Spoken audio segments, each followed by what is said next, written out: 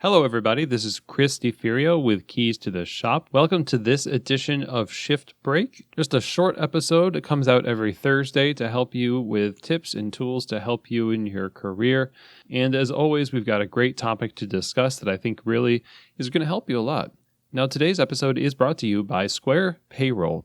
Now, somebody who has spent a lot of time in management, I know that the job requires not only a lot of time going back and forth from store to store, but also the administrative tasks, they don't go away, and you still need to accomplish those things, even though problems come up in the cafe and people need help.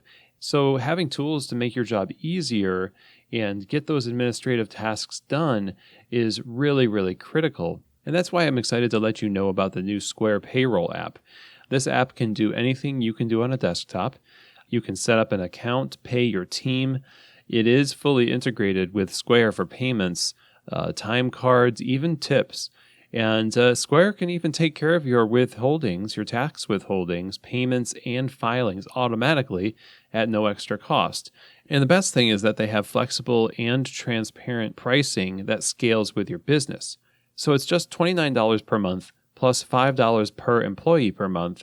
And all you have to do is search Square Payroll in the Apple iTunes or Google Play app stores to download the app, or you can visit square.com/go/keys, as in keys to the shop, to learn more. So I would encourage you, go out and download the app and see how it can make paying your team a lot easier.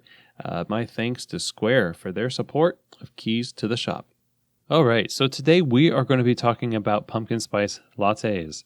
Not the whole episode, but basically, if it hasn't already happened to you in your community, it will. And that is when pumpkin spice basically takes over everything from cookies and muffins, lattes, of course, and to hair care products and soap and I don't know what else, candles, of course.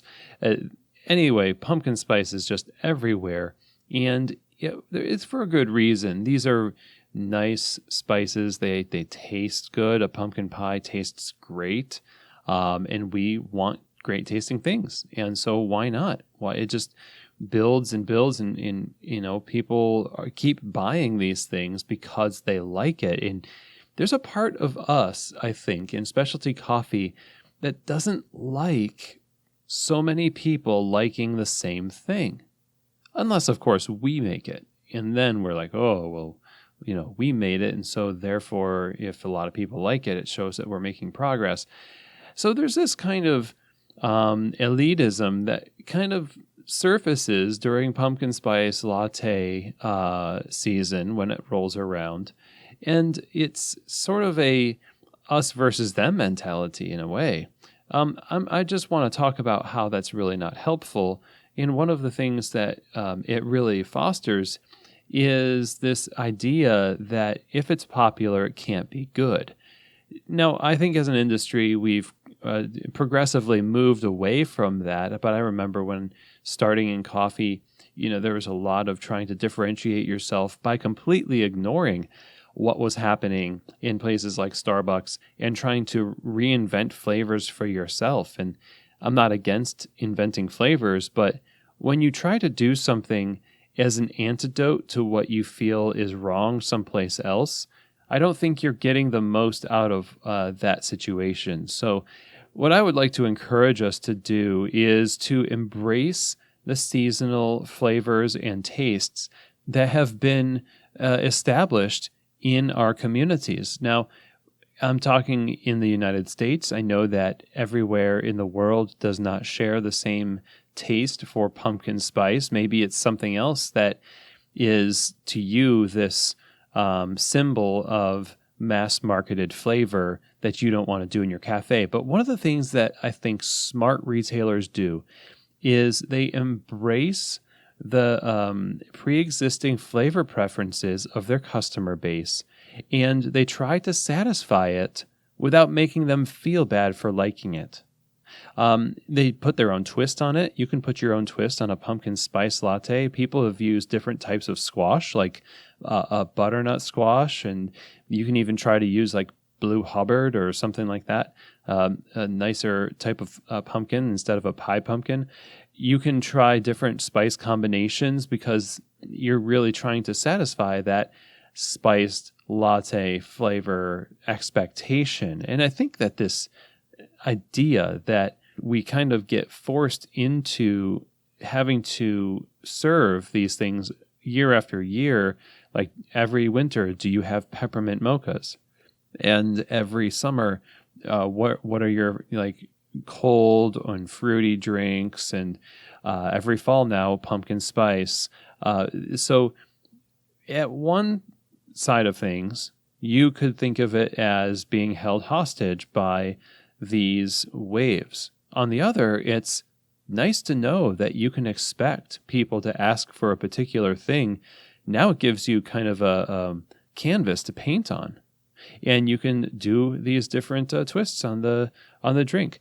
I'm all for seasonal signature beverages. When I was at Centergoss Coffee, established the seasonal signature beverage competition. So baristas have an opportunity to invent some kind of a seasonally appropriate drink that will be featured on the menu. We made a big competition out of it, and it was really fun, and we got some really awesome drinks out of it. And they're still doing that competition. I think it's really helpful to do. You have to do two things. One, look at what people are already purchasing and expecting in terms of flavors of the season. By going out to your grocery stores, by looking at advertising, by saying, what are people asking for? And then think about what you do best and make a combination between the two. And I would encourage you, adopt something like a seasonal signature drink competition or something like it. Embrace the seasonal flavors of your community, and don't try to be so anti-corporate or against the culture of popular taste that you alienate customers and breed this sort of elitism that's genuinely not helpful. Another thing that I would like to say is one of our skill sets as professionals in retail environments needs to be not just that we enjoy when people are drinking coffee that we also like, when they're tasting things that we enjoy tasting, but we learn how to draw satisfaction and joy from watching people experience satisfaction and joy. That's key.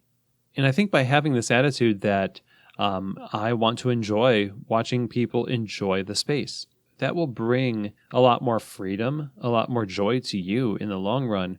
And when it comes time for pumpkin spice season to roll around and you feel like you're being dragged into it, it's not going to be as bad because now you're going to be part of it with them, and you get to see people enjoying the season. And there's something nice about a tradition. There's something nice about having this ritual that we do as a community. You know, we don't necessarily have, as communities and neighborhoods, as many things that we do collectively anymore. So the fact that everybody wants a particular type of drink in a particular time of the year, I think we should hang on to that and say, it's nice. Let's all celebrate the season coming in, and we'll celebrate it a unique way, but we will embrace the movement and enjoy it together. So that's what's been on my mind lately. I feel like it's really important that we embrace this type of thing that happens in our communities, the regularity, the ritual. Let's embrace it, put our own twist on it. You can make seasonal signature beverages for your cafe that are coffee forward. They don't compromise your values as a coffee professional, but they also honor the tastes and expectations of your community and your customers. And I feel like that would, really be good for us in retail. So that's it for today's episode. I hope that you enjoyed it. Go out there and order yourself a pumpkin spice latte. And if you have to, go in a parking lot by yourself and enjoy it in secret, I guess do that. But maybe bring some friends with you and enjoy it together. And so thank you for joining me today. And I will see you here next week for another episode of Shift Break, from Keys to the Shop.